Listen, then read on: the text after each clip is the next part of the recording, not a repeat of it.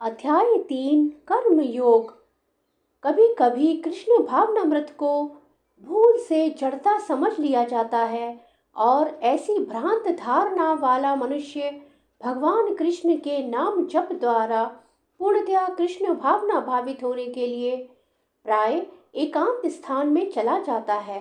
किंतु कृष्ण भावनामृत दर्शन में प्रशिक्षित हुए बिना एकांत स्थान में कृष्ण नाम जप करना ठीक नहीं।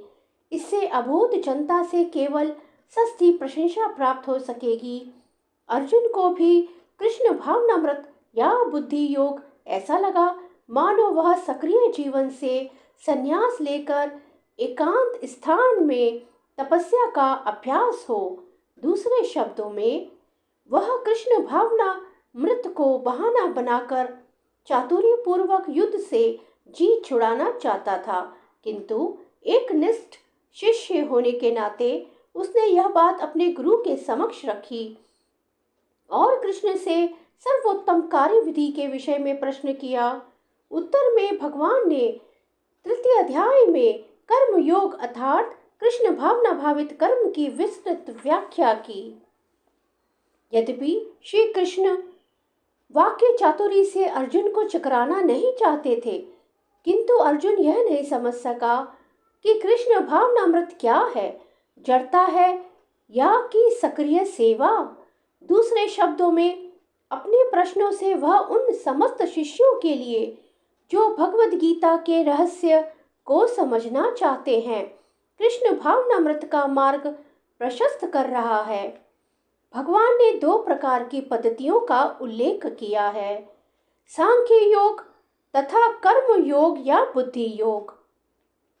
सांख्य योग अथवा आत्मा तथा पदार्थ की प्रकृति का वैश्लेषिक अध्ययन उन लोगों के लिए है जो व्यवहारिक ज्ञान तथा दर्शन द्वारा वस्तुओं का चिंतन एवं मनन करना चाहते हैं।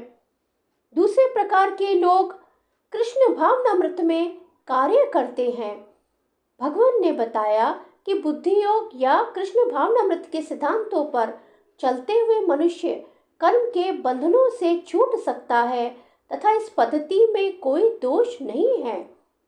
बुद्धि योग पूर्णतया पर ब्रह्म विशेषतया कृष्ण पर आश्रित है और इस प्रकार से समस्त इंद्रियों को सरलता से वश में किया जा सकता है।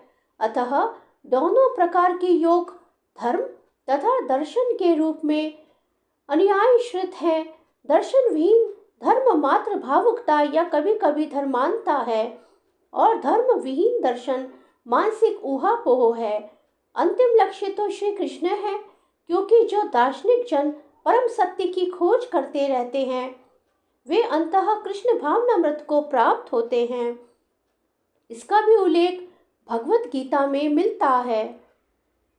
संपूर्ण पद्धति का उद्देश्य परमात्मा के संबंध में अपनी वास्तविक स्थिति को समझ लेना है।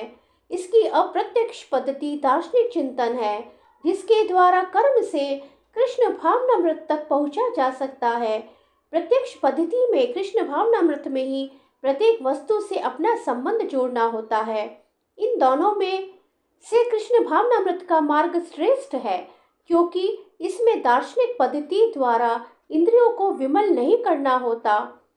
कृष्ण भावनामृत स्वयं ही शुद्ध करने वाली प्रक्रिया है और भक्ति की प्रत्यक्ष विधि सरल तथा दिव्य होती है। श्री कृष्ण शरणम ममः, श्री कृष्ण शरणम ममः, श्री कृष्ण शरणम ममः।